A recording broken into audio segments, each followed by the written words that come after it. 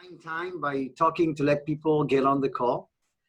And so we'll let people get on the call, and I will just, talk a little bit, things that don't really mean too much, just for us to get everybody here. Before I introduce my special guest today, so everybody that's joining me, good morning from Rye, New York. You don't see that, you only see a basement. This is my basement. I have, courtesy of the Silverstein family, a beautiful office in the World Trade Center overlooking the Hudson River. Instead, I'm looking right now at a wall here, but I have a lovely Mitzi Perdue here with me. And working from home, you find these things on top of your desk that my 3.5 left here, probably several days old as well. So good morning from Rye, New York. And I'm saying good morning to the great, the one and only Mitzi Perdue, that I always like to describe as one of the most energetic, optimistic people I've met. I would, so many people could use, a quarter of that energy and optimism. Oh, thank you. Yeah, and this is a closed session, so only families are joining us today. And I would like to say a couple of words about Mitzi. I mean, it's a very interesting combination because basically you are an entrepreneur. You've done so much. I have so many questions on your media, on your book, on so many other things. But what's interesting is that Mitzi comes, and we'll talk about that, of course. My kids also played with the light here. From two very known families. So her father, Ernest Henderson, co-founded Sheraton, a hotel chain, and her late husband, Frank Perdue, was the second generation in, of course, Perdue Chicken that we all know. And so I think that's already an interesting story right there. Two very known family businesses that you knew firsthand. And she has done so much. We'll talk about that today. Past president of 35,000 member American Agri Woman, also a former syndicated columnist for Scripps, Howard, and about the environment. You write about, even I saw life science. We'll get to all of that. You've done so many amazing things, and so it's going to be a very interesting discussion. So good morning, Mitzi. Good morning, and what a pleasure to be with you.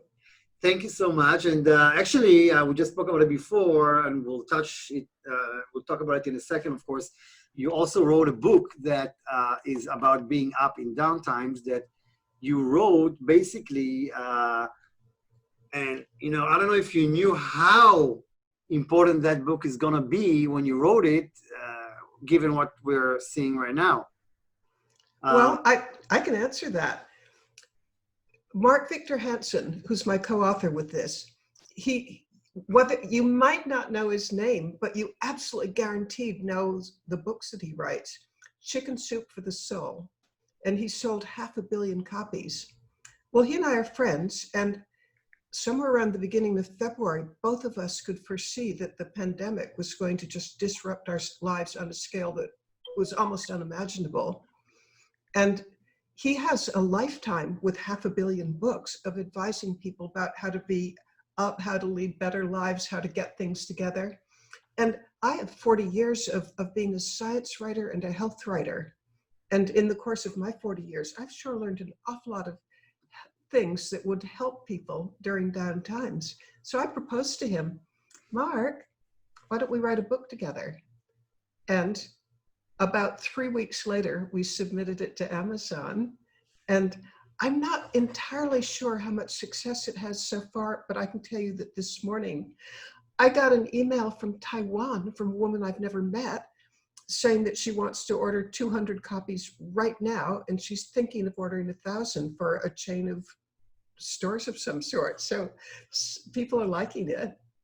It's wonderful, and we will talk about it soon, but maybe we'll start, hearing your amazing life story. So as I've mentioned before, your father started the Sheraton chain And I think what's interesting as well, and we'll talk about that as well in both stories, when we talk about this whole, by the way, idea of series of conversations started when I spoke to our good friends at the Silverstein family, and we decided that if we are about to do, we thought, if COVID-19 will not get you, then you will die out of boredom by watching another CPA doing another webinar. Everybody are talk show hosts now.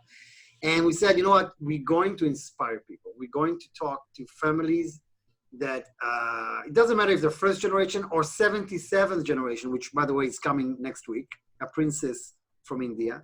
So it doesn't matter. Entrepreneurs like Uri Levin from Waze and many others, all people that dealt with crisis at some point, or their parents or somebody dealt with crisis. Nothing came like that. So, and I spoke to David Sable, who was the chairman of YNR, and we all speak about the fact that when you have a challenge like this, when you have a crisis, it's hard to see, but there's also an opportunity. You need to get out of your safety zone. You need to adjust. And sometimes it sounds a cliche, but that's it. That's what you got to do. And both of these family businesses, Perdue and Sheraton, were at the height of the Great Depression. So maybe we'll start with Sheraton. How did he make his company successful at a time when so many companies were going bankrupt and people were in one of the most horrible times economically, emotionally for the world and definitely for the United States? Yeah, the Great Depression, it has a whole lot of harmonics with what's going on right now. Because, for example, unemployment, actually it was worse during the Great Depression. At the height of the Great Depression, unemployment was 25%. And the latest figures that I've heard, or at least fairly recent, is 13% unemployment. So it was almost double as bad economically. But if you were interested in hotels at that point, you didn't have any competition because everybody was running away from hotels as fast as they could. When you have that much economic decline, people aren't traveling like today, and they weren't like booking conventions. Hotels were teetering on bankruptcy almost in every case. But my father was a contrarian, and while everybody else was running away from hotels, that's where the Sheraton hotel chain started. Wow. And the way the question that comes to my mind as his daughter is, if everybody else was failing at it, what did he do that could make a success of it? And then on top of that, what did he do that other people could learn from? And I used to ask him that question. In fact, as a little girl, I was forever asking him, Daddy, why did you do this? How did you do that? And I have a story that I'm just itching to share with everybody that has to do with the height of the Great Depression. We're talking 1933, and what Father's secret sauce was for turning it around. You ready? Yep. Okay, here goes. Imagine that we're back in 1933 and that you work for a hotel. Let's say it's in Boston. And you know that this guy has just bought the hotel that you've worked for, and he invites you, the first day he takes ownership, he invites you and 400 other people into the ballroom of the hotel. And you're imagining right now that you're one of those employees, and how about you're as demoralized as you could possibly be because you're afraid you're going to be fired. I mean, the hotel has a terrible track record, and probably the new owner wants to, bring in new blood, clean house, maybe hire his nephews and his cousins. So you're probably thinking, as you're in that ballroom about to hear the new owner, that you're going to be fired, and you're thinking, I'm not going to find another job. It's probably the breadline. What am I going to tell my spouse? You're in a terrible state. Well, Father understood that. And so the first words out of his mouth were, I want everybody who's here to keep your jobs. And I want you to keep your job because I believe in you. I know that you know this hotel better than anybody else in the world. I know you know that your job better than anybody else in the world. And my job is to give you the resources and the encouragement to show the world just how good you are. And here's what you're going to see in the next couple of months. This hotel's going to turn around. It's going to be the most popular, the most financially successful, the most stable, the best served hotel in the whole city. And we are going to be an example to the rest of the city to show that things can turn around. Well, imagine how, you're sitting in that audience. You probably were about as low as you can be. And suddenly, here's a guy who believes in you. Your job is secure. You're going to get the resources. But so far, that's just words. I mean, words count for a lot. But Father wanted more than words. So the next day, you have to spend a lot of money refurbishing a hotel if it's been on the edge of bankruptcy. So you as an employee, here's what you experience. You see absolute cavalcades of like plumbers, electricians, decorators coming into the hotel. And that makes you feel good because, you want the hotel to be at its best, but you're in for a surprise. Those people who are refurbishing the hotel don't go to the areas that the public are going to see.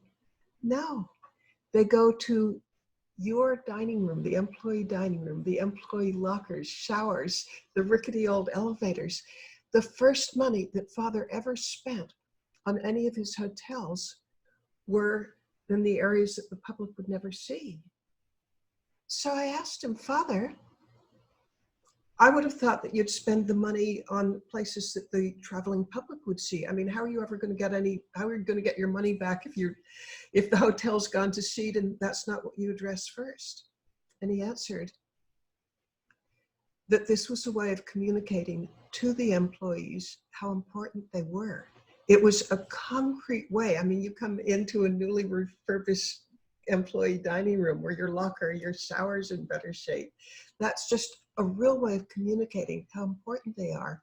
And then there's a lesson from this, which is, according to my father, people have a compulsion to live up to or down to your expectations. So that money, that investment in areas that the public would never see, it was about the compulsion people have to live up to or down to your expectations.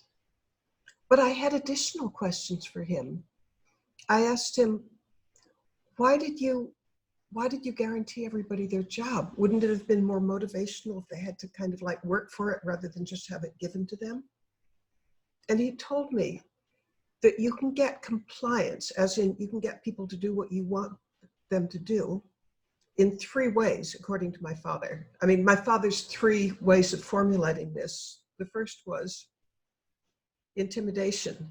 He said, yeah, I could have stood up there in front of them all and said, shape up or you're fired. He said, you're going to get some compliance with that, but it's going to be grudging. They're going to do the minimal that they can do to get by. And so he didn't like the idea of intimidation, just ineffective. The next possibility in Father's world was bribery.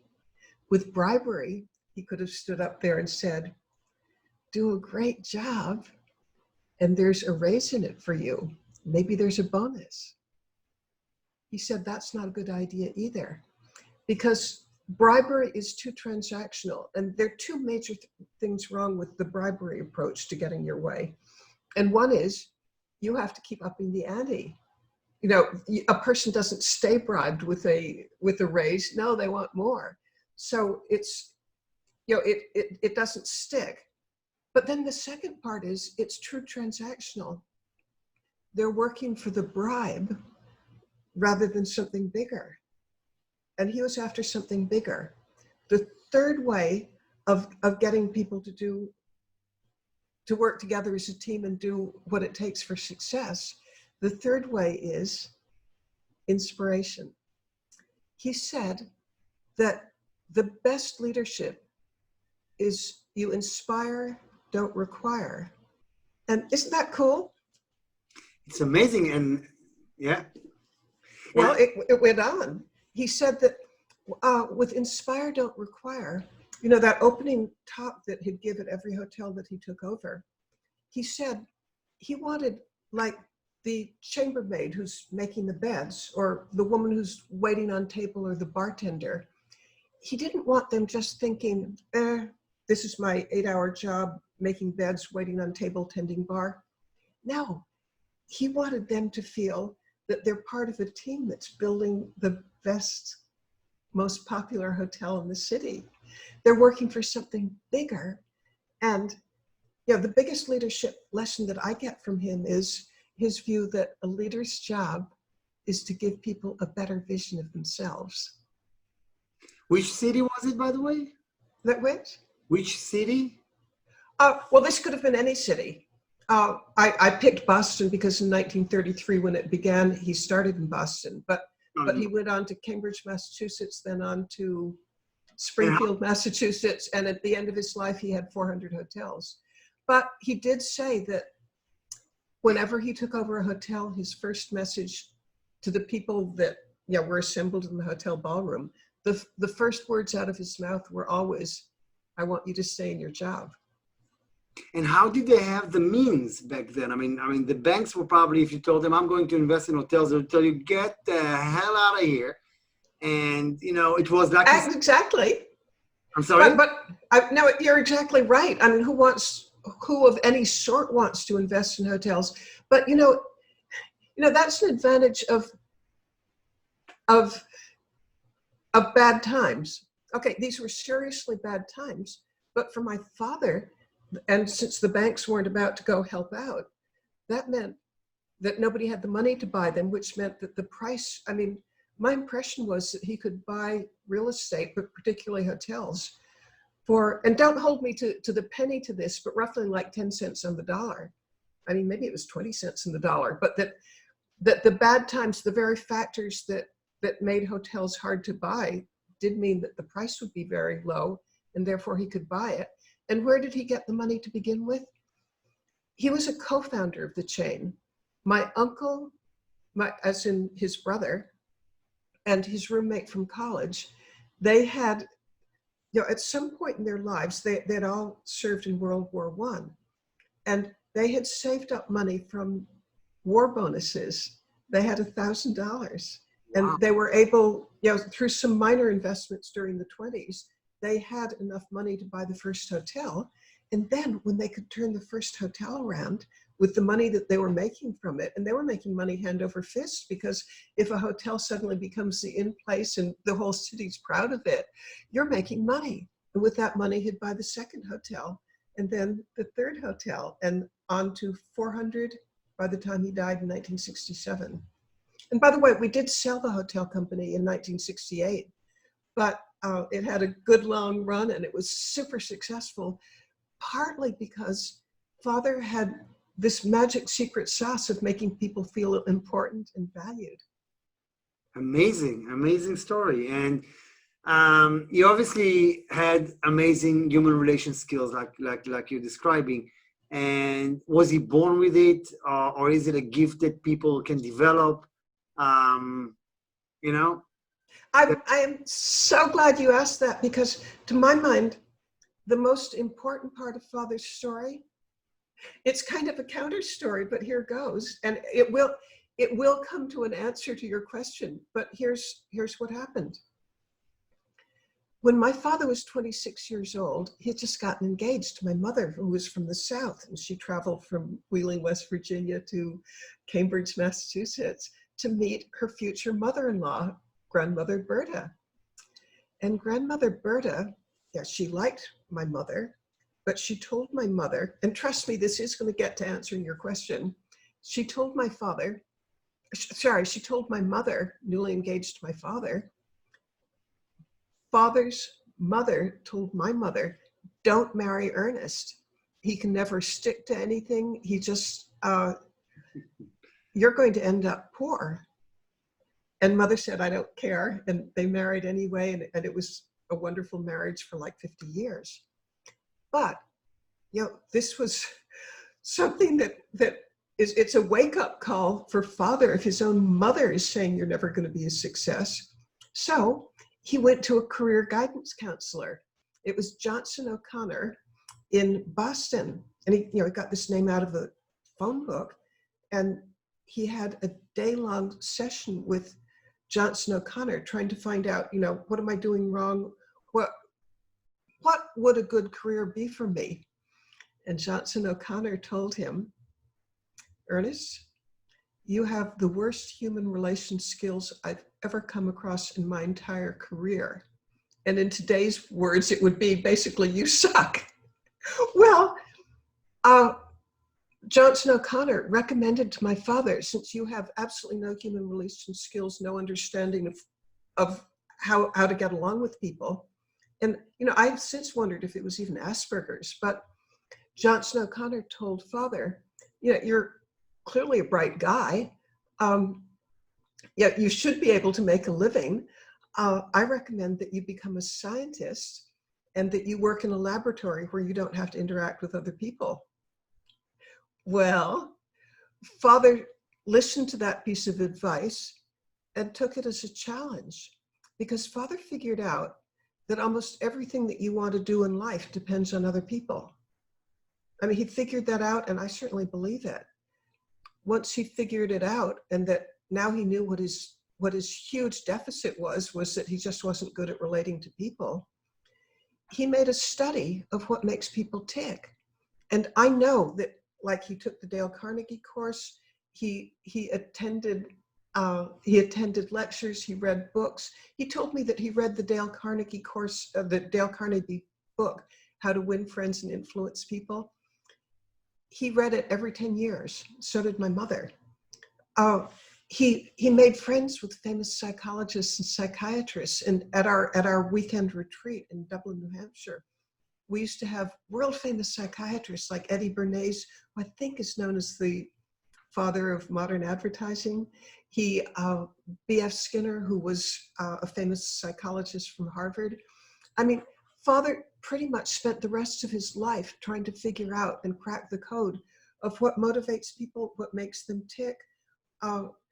And because he had studied it so hard to overcome this terrible deficit of being, having the worst human relation skills that Johnson O'Connor had ever come across, he transformed himself so that his greatest deficit became his greatest asset. And I have since guessed that, except for possibly a national politician, few people other than my father have interacted with more people than he in the hospitality industry. I mean, he went into the very industry that the career guidance counselor would have said was the worst possible one for him. And so this is such a long answer, Denny, to your question. That's right. But my answer, having watched my father, and actually having watched my brother and my son who were up against similar things, it can be learned in the human relation skills. No, he wasn't even remotely born with it. He was handicapped, but he overcome it through study and observation and really caring.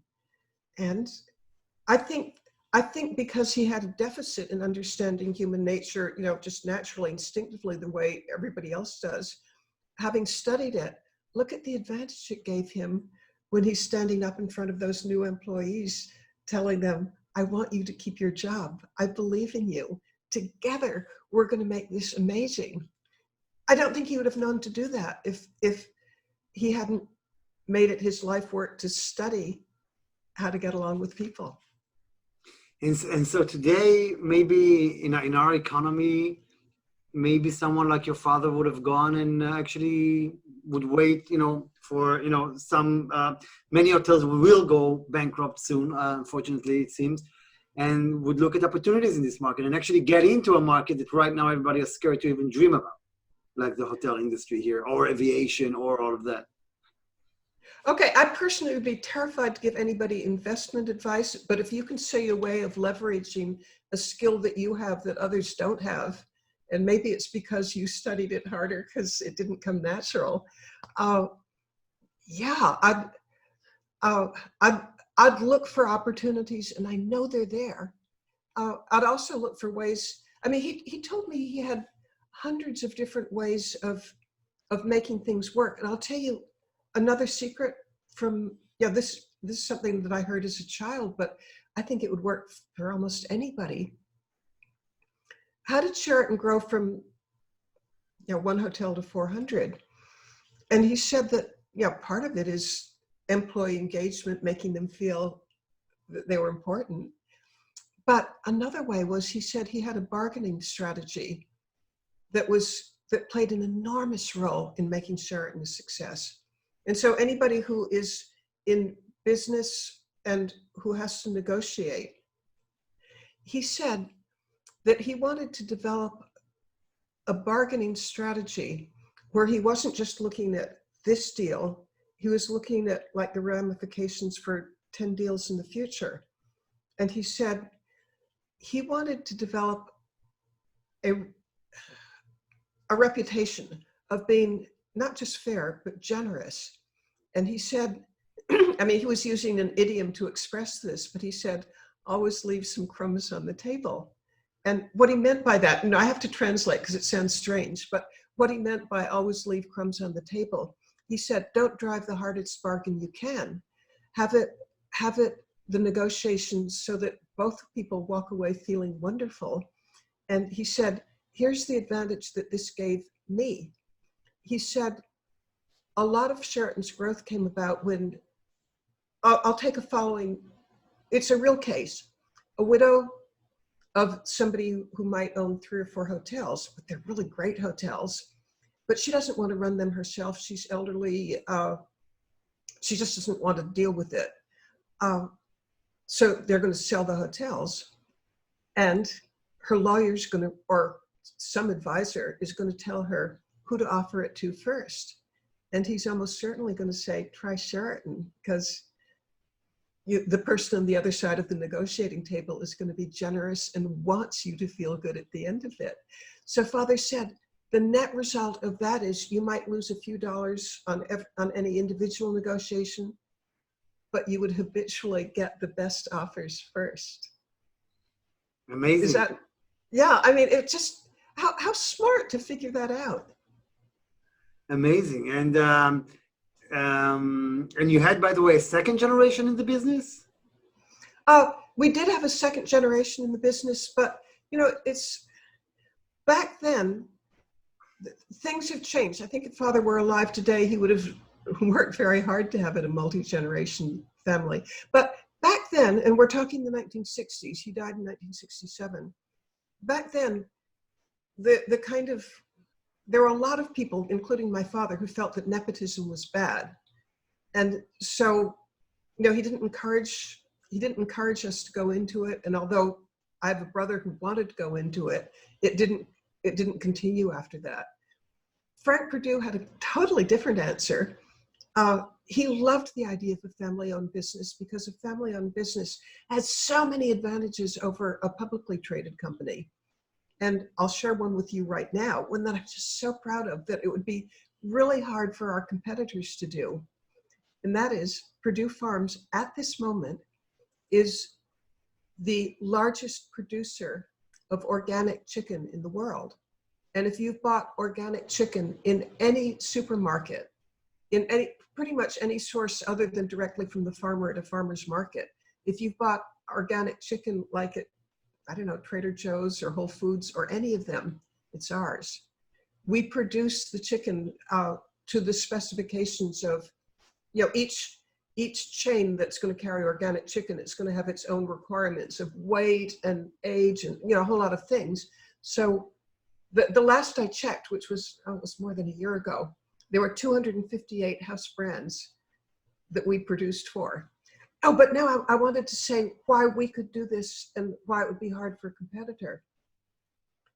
It took us at least a decade to learn how to have fully organic chicken, because there's a saying in the family that anybody can grow organic chicken.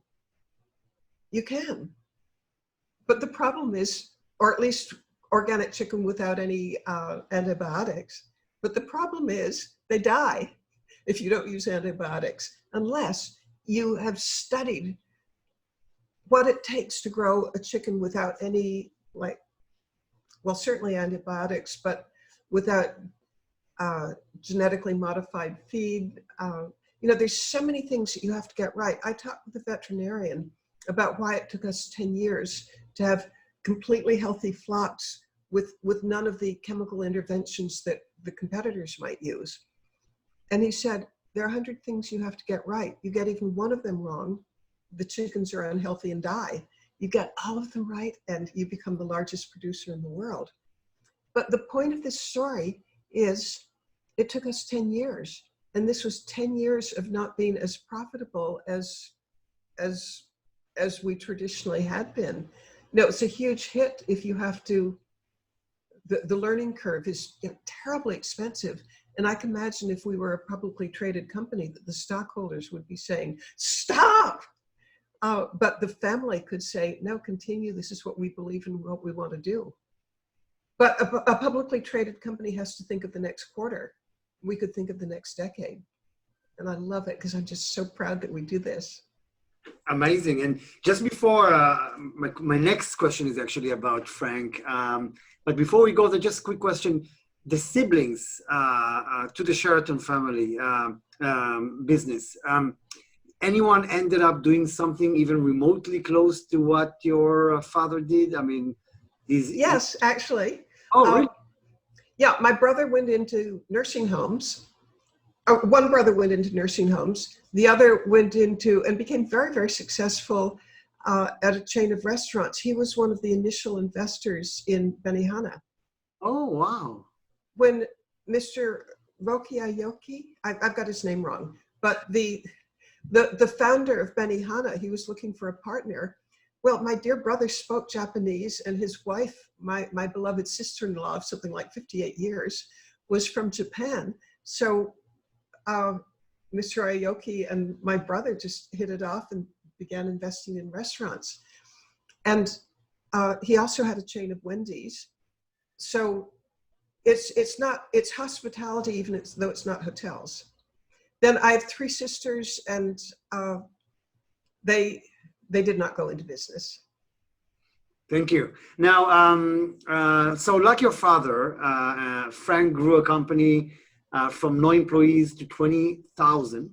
Yeah. And I believe you mentioned to me also it started during the Great Depression, or it started actually it started before the Great Depression. It started in 1920. But they weren't, in the 1920s, they were producing hens that produced breakfast eggs. And what I mean by that is there's two kinds of breeds of chickens, 2 major divisions of chickens, and one is meat and one is eggs. And they were growing the egg producing kind.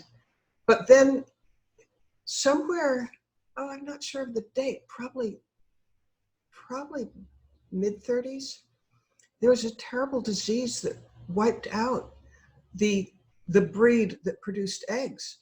And there were 3 flocks in a row where every chicken died. Oh, and so Frank was teetering on bankruptcy. So they decided to switch to the meat breeds that were resistant to this particular chicken disease. And that's how Perdue Farms, one of the worst things that could happen to Perdue Farms, which is, your chickens are dying from this equivalent of a plague, to switching to meat breeds, which was just ever so much better for us. So Perdue began flourishing in the 1930s. And how did actually let me be more precise. I think it flourished. It grew continuously, but the change to meat breeds was just epical for us. And now you got me interested. How did the guys that stayed with the eggs chickens, how did they eventually manage to stay alive and obviously surpass that epidemic? I don't know the answer to that, but I'm willing to make a bet that eggs got real expensive for a while. Yeah, until they and now. So what can we learn from what Frank did? I mean, because again, it's another story of huge growth, right? I mean, 20,000 employees is not a small business. So what can we learn from what he did and how he, has grown the company? Okay, well, I wrote a whole book on it, and I interviewed 143 people to write the book.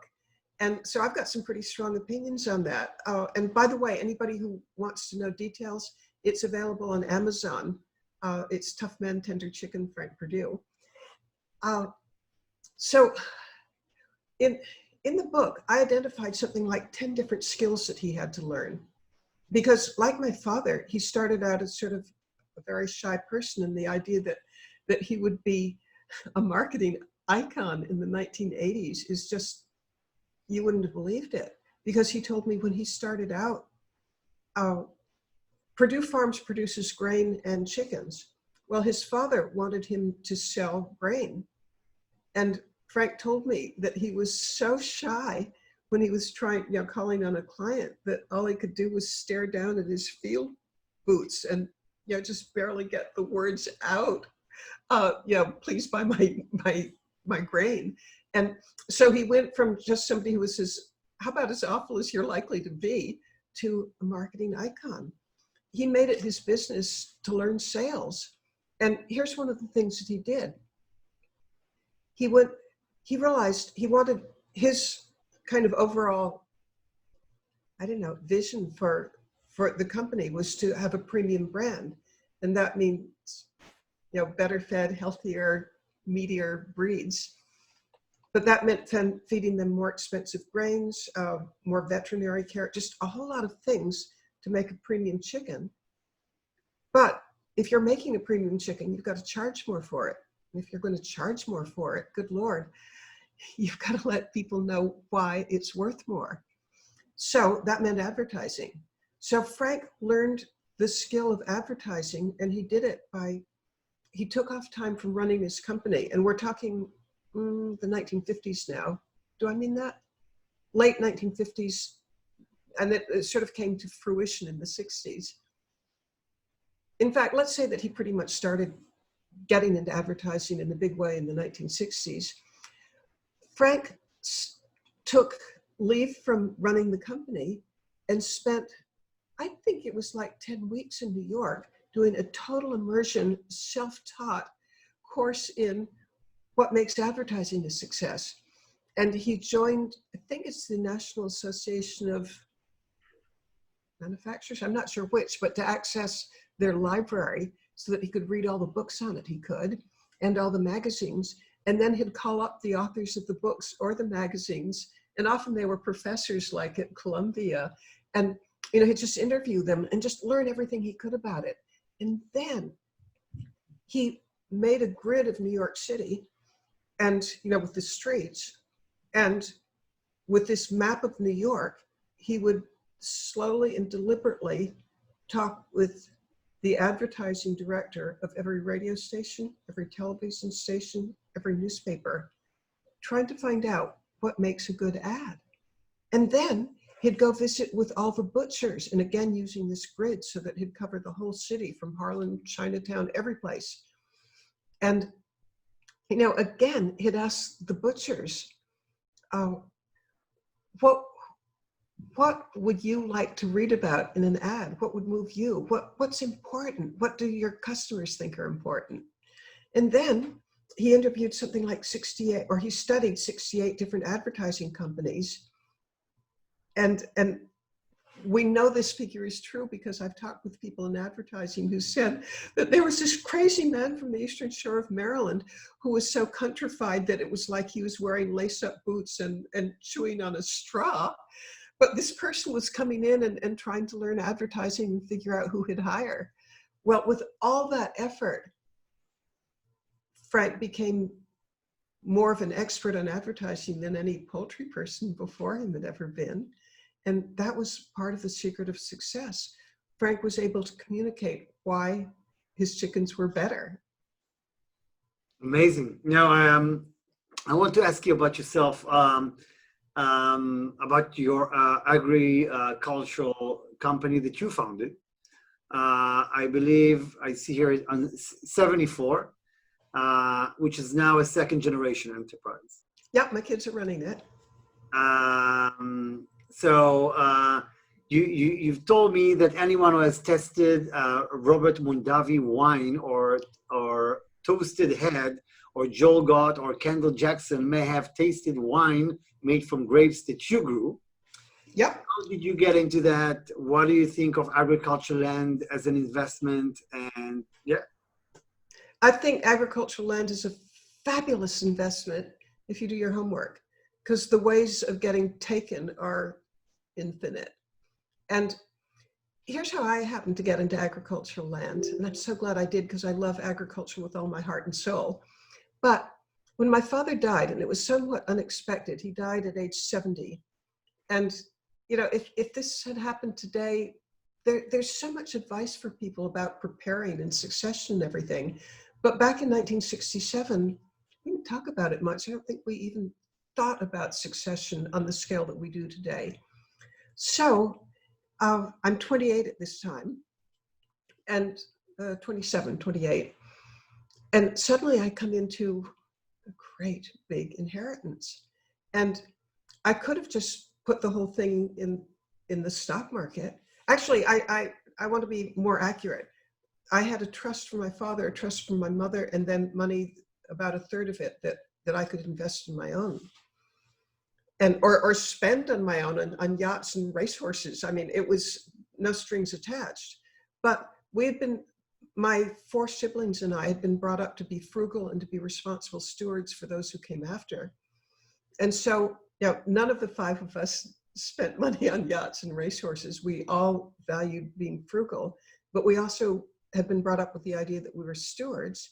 And in my case, I was living in California, right in the Sacramento Valley, which is sort of an epicenter for really successful, wonderful agriculture. And I thought, since I'm living there and I've got this inheritance, I could put it just in the stock market and, I don't know, be like a lady who lunches or something.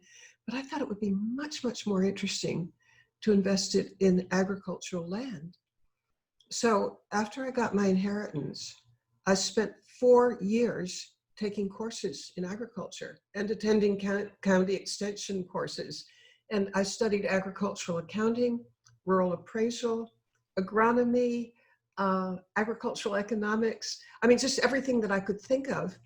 And then, you know, with 4 years under my belt of like academic study or attending conferences or workshops, I began looking at land, and I went through 40 pieces of agricultural land that I could have invested in. And, you know, for each one of them, I felt that I could have written a doctoral dissertation about what its advantages were and its disadvantages. And I had a checklist. I think there were somewhere around maybe 40 things that I wanted to know: the crop record, I wanted to know the taxes, I wanted to know the weed situation, I wanted to know the soil type, I wanted to know a lot about the neighbors, transportation. You know, there's just, and for the first like 38 of them, you know, it would be very tempting, but you know, there was one reason or another why it was a lemon. And I came to the conclusion that land doesn't change hands unless, you know, there are two reasons. One is that there's a divorce or death and I have to sell it. And the more likely reason is it's a lemon. It's got some great big problem to it. And you as an investor need to do your research to find out what the defect is for why it's for sale. And the one, I finally bought rice land, but the one just before that, I came so close to buying it. It was beautiful. It was a prune orchard, or it was a plum orchard, but for you know, the end product was prunes. And I visited it just during the flowering season, and it's the most beautiful thing in the world to see hundreds of acres of beautiful flowering plants. And it was just wonderful. And the soil was so deep, you know, you could almost with your fingers dig down to chine it, because it was, you know, it was friable, it was deep, it was just class 1 soil. It was weed free. Just the records of its production were extraordinary. It was just everything that you would dream of, and I was dying to buy it, and I was just about to. But on my checklist was, I always wanted, if there was water going through a property, I always wanted to check with the Army Corps of Engineers. You know, is there something funny that you don't see? And guess what? There was something funny that you don't see. I was walking through this wonderful guy from the Army Corps of Engineers, and we were looking at, there was a river that formed one boundary of this orchard. And he said, yeah, look across the river and you'll see some new construction. Wonder what that's doing there. And then he did some calculations and he figured, oh, they did that because the river changed course just slightly and they had to build this buttress to keep it from flooding. But he said that water is going to ricochet off that buttress onto the orchard land, and it's going to depending on how often that happens, it can be very bad for the root system, which means that you'll get terrible production in the future, even though in the past it's been wonderful. And so, between the lines, it was clear why this thing was for sale at a very good price, that that you'd be tempted to buy it if you hadn't talked with the Army Corps of Engineers. I mean, somebody else probably did buy that land, and I bet they lived to regret it. The land that I finally bought, it was perfect. It had everything right, and it proved to be an absolute gold mine.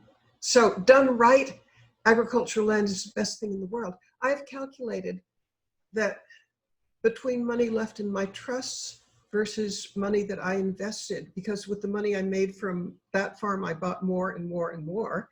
I think that that if you look at the performance of my trusts versus the performance of how agricultural land has done for me,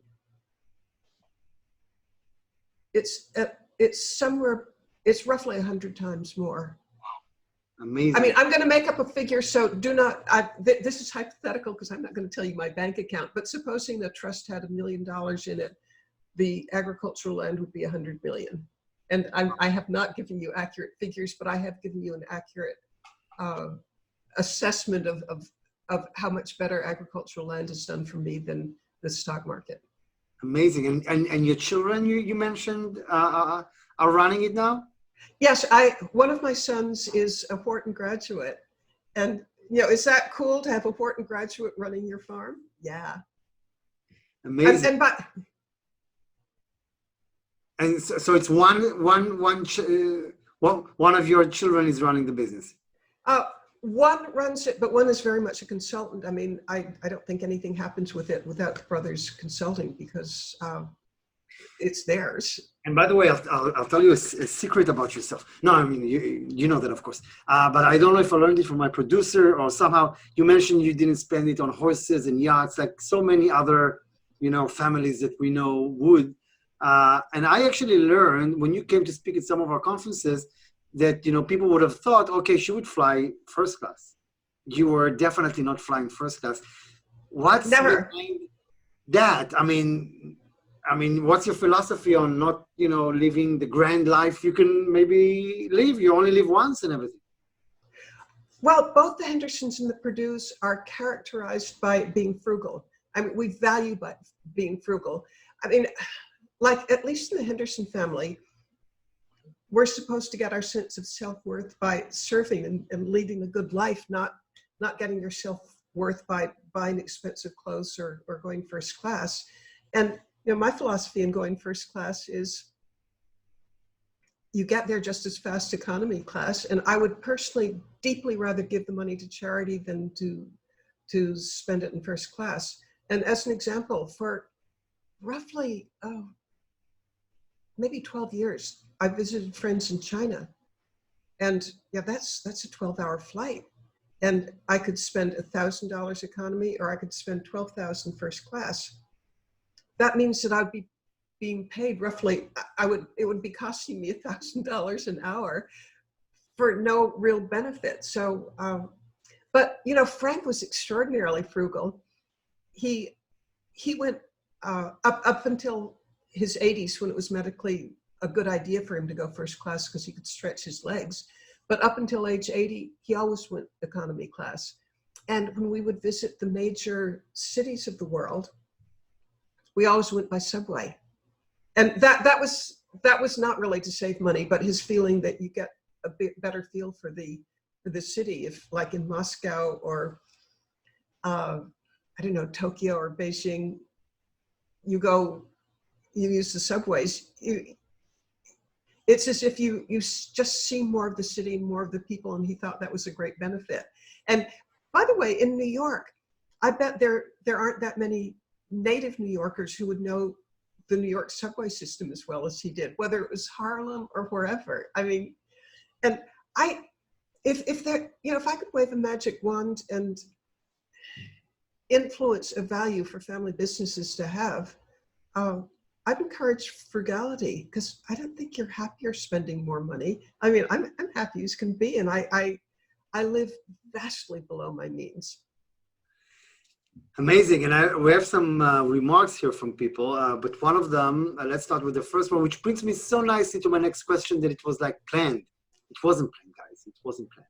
So Deepak here writes, thank you, Mitzi. I just bought your book. Ooh, I love you. Is he married? On Amazon UK. So that brings me to your new book, right? How to be up in down times, which is, if this is not a downtime, I don't know what is. And so thank you for that. And you know what, by the way, Mitzi, we should do is, if you'd send me, the links to your books, everybody gets an email following this tomorrow, and then we can give them, the links for that. So share some tips from your book. Where can people get it? How did you come to write it? What's the bottom line? How are you up in downtimes where people today are, look what's going on around us. People are dying, people are unemployed. On top of it all, we somehow managed to add racism issues here in the United States. If like what you had up until now is not enough, equality is probably going to become worse. Hell is breaking loose. Companies are going bankrupt. Should I go on, or you get the idea? So yeah. How about? Okay, how did it come about? I am so lucky, but I got to be friends with Mark Victor Hansen, who is the co-author of Chicken Soup for the Soul, and that man has sold 500 million books. I think it's 57 New York Times bestsellers. Well, since we're friends, and since we talk fairly often, I suggested him in early February, because I have to back up a little bit. I was aware, possibly more than a lot of people in the United States were, pretty early on, that the pandemic was coming and that it was going to be catastrophic. And here's why. I mentioned that I travel to China at least once a year. I have many friends from China. And so I had like a distant early warning sign. And the things that I was reading and that they were telling me, and that I'd scanned the New York Times or the Wall Street Journal, why aren't they talking about this? And for weeks and weeks and weeks, nobody was talking about what I knew was going on in Wuhan.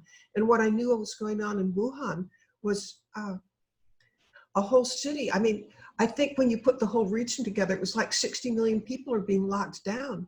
And it was so severe that there would be people with their doors welded shut so that they just couldn't get out. And I'm thinking, if it's that bad in China, I don't see any possibility of having it kept there. It's going to come here, and we are going to have down times. And I do believe that I knew it, maybe a month. I think it was the end of January that I began hearing from people in China that there's something just absolutely catastrophic, mind-boggling, you can't believe it, bad. And so I talked with Mark Victor Hansen, and he had his own sources, so he also knew that bad things were coming. But I said, between you're writing books that uplift 500 million people, and in my case, I've been a science writer and a health writer for almost 40 years. I worked for Scripps Howard. My column went to 420 newspapers. Once a week, I would be interviewing an expert on either health or science. And I thought, with this 40 years of background, I have information that could help people. Mark, just by your nature, you've got information that can help people. Let's write a book. And then it turns out that he has a stepson who has a similar background of helping people. And in something like 3 weeks, we wrote How to Be Up and Down Times. And the entire premise of it is that people can use all the help they can get, because here's a fact that actually I knew before writing the book, but now I think it's become more widely known, that if you're part of a quarantine or part of a pandemic, the effects on you are likely to be many times more serious than you even know. It's the sort of thing where people can have PTSD once the whole thing's over. The amount of stress that's going on when well, I'll give a personal example. I have a sister who's in her 90s who got it. And no way I can visit her, no way. She's okay, but I know the stress of a sibling that you've loved your whole life, or a nephew who had it, and he had a fairly severe case, hospitalized, and then financial worries. I've talked with people. I know what you all know, that this is just between finances and then any of the things that you were going through before. This is a hellacious time, and so what could we offer that would help people get through them? And the book is divided into spiritual, mental, and physical. And I'll share like and by the way, the spiritual comes mostly from Mark, because he's just so good at it. I mean, I care, but I'm not a world-class expert in that. But in some of the mental things, I can share information that, well, it's been in 420 newspapers, and I'll give you one example right now. I have talked probably with hundreds of people who tell me that they're worried about their minds these days. They, like a concrete example, there was a woman, I was on a conference call with her. She's a certified public accountant. She had a very simple question that we were discussing, which is, if you need 1 million face masks and they come in quantities of 100, how many of these units do we need to get? And she said, I don't know what's gone wrong with me, but I can't do something that normally would just be the easiest thing in the world. Am I getting Alzheimer's? Or I talk with people who can't remember their best friends, or a word just won't come when normally it would. And the number of people, and I bet some of our listeners have the same thing, you're worried that your mind is going and that Alzheimer's, it has begun. But I can tell you that it almost certainly hasn't, because there's a much more likely explanation. If you're having trouble thinking of a word or doing a calculation in your head that normally would just be easy, here's what's going on. And it's a scientific certainty. I mean, what I'm about to describe, I think every brain scientist would agree with. When you're under stress, particularly a lot of stress, and particularly long-term stress that just doesn't abate, and a pandemic counts, and the country at each other's throats, boy, that sure counts. I mean, that is stress, stress, stress, and stress. What's happening is you are being flooded with stress hormones, cortisol, adrenaline. And when the stress hormones are flooding you, your higher brain functions kind of rheostat down, and you're in a fight or flight mode. It's sort of like if our ancestors were on in Africa, and a lion is chasing them, they're not thinking of anything but get out of here, flight. They're not thinking about what's for dinner or just higher mind functions. And so if you have been experienced what I call pandemic brain, don't worry. The odds are that it's not Alzheimer's. The most likely explanation in the whole world is stress. And that when the stress is over, it's going to come back. But what can you do meanwhile? And I want to share some information I have from, actually, this is my niece who runs a nursing home. And she said that one of the most important things that you can do for yourself is make sure that you give yourself respite from stress. And how do you give yourself respite from stress if you're worried about your finances, if you don't know, if your company's going to survive? How do you give yourself respite?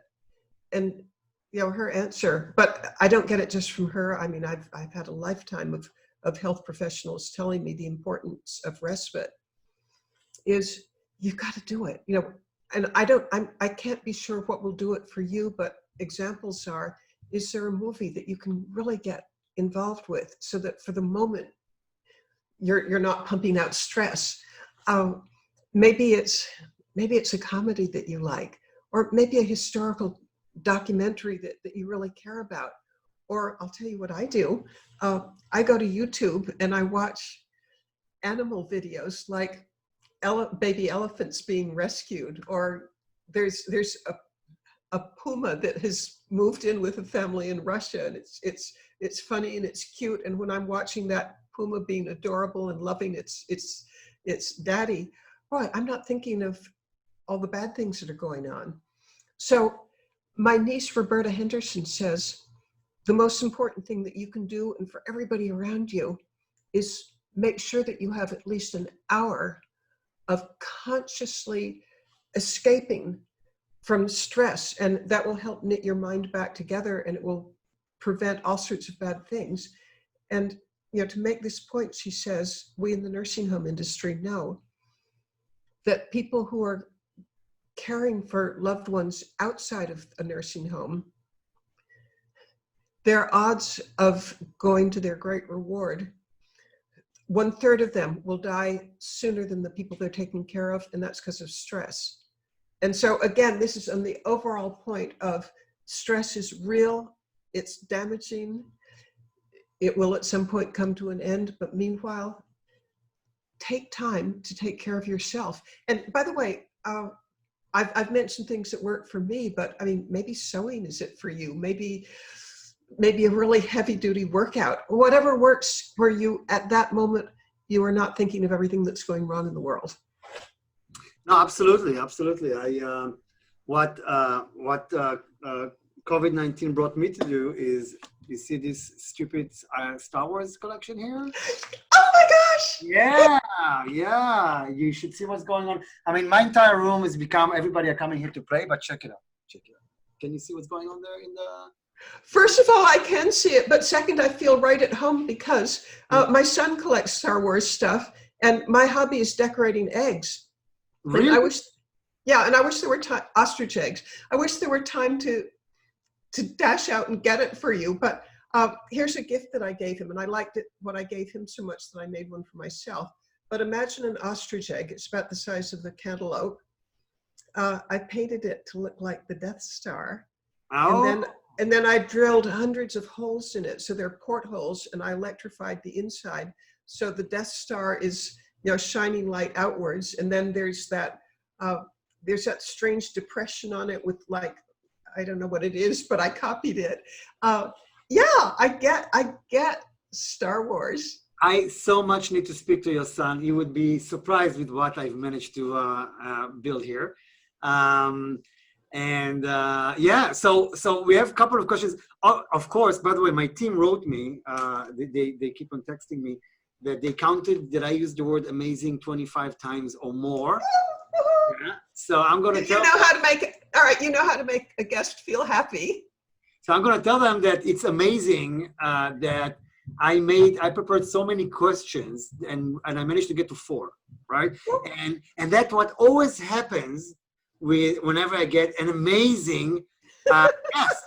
And I'm not being nice here. I mean, it's look at my questions. I mean, which brings me, of course, to tell you that this is my way of preparing the grounds to tell you we're going to do another one of those, Miss Perdue. So just so you know. But couple of questions from our guests here.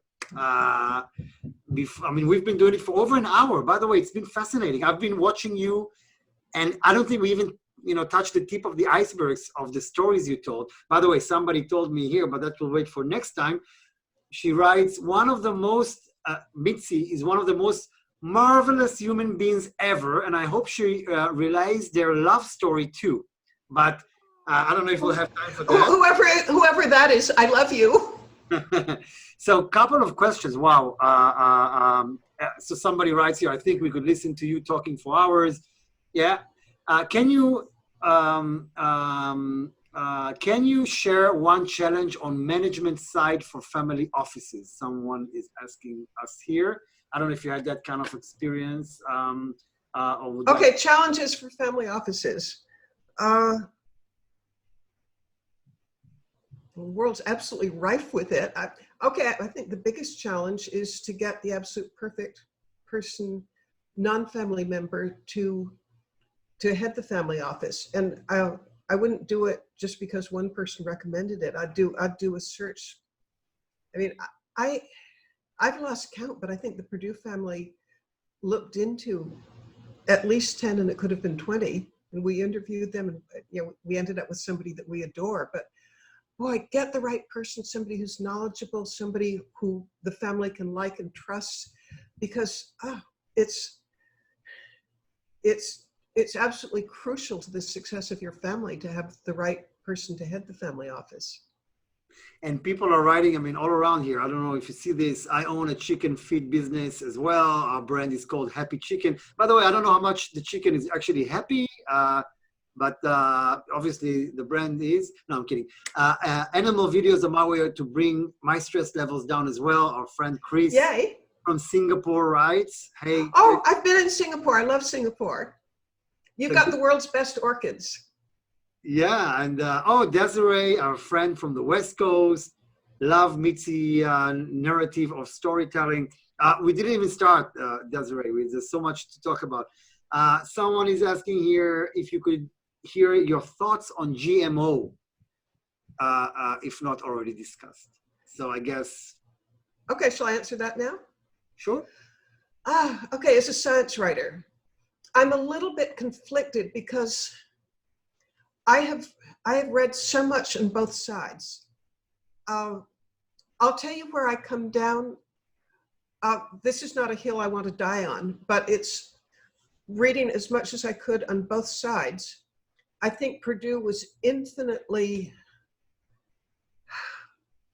how about wise to go with non-GMO, because in the environment, they say we never do only one thing, and you often don't know the consequences. I mean, they might be just far, far off and you can't see them. So it seems to me, I endorse what Perdue has done of being non-GMO, because, again, it's a weighty subject, and I'm unwilling to say, you're right. But I will say that in the precautionary principle, I'm so glad that Perdue has gone this way. It's really amazing the remarks I'm getting here. I mean, I've interviewed many people, but I haven't seen something like this. So that's you, Mitzi. What a delightfully energetic lady, Danny. Thank you. I always, by the way, in my post, Mitzi doesn't know that I mention all the time, I'm going to speak to one of the most energetic people that I've ever met. That, and as somebody else writes, it's funny, your guest has the ability to smile while she talks, which is so nice. So look, now I'm going to be self-conscious. So look what's going on here. So great. So we have so many things to talk about, and I wrote a note that in our hopefully next session, because there's so much to speak about your book and everything that we didn't get to do, and we've been over an hour now, an hour and 10 minutes. I would love to hear that love story, but we will also talk about hopefully next time plenty more issues. Is there anything else? I'm ready for next time, because all of my questions here were not answered. I didn't have time to ask them. Any final thoughts or anything that you would like to tell us about or share with us? Yes. I've had so much fun. I'm absolutely eager to come back, and I'm eager to answer the questions. And to me, one of the greatest pleasures in life is communication. I feel I'm 79, and some people tell me you should keep that secret. No, I'm proud of it. I love sharing things that I hope might be helpful to you. That's my purpose in life at this age. And that's amazing, and again, amazing. My team is going to count that. And it's amazing that there are some families that actually do that. I'm being asked, many times by sponsors, how did you get the Firestone family? And this one, I mean, what do they have to earn by being a part of this? So I told them, listen, we're amazingly nice. Yes. Even more stubborn. I mean, we would call you from different numbers. You can never get off our list.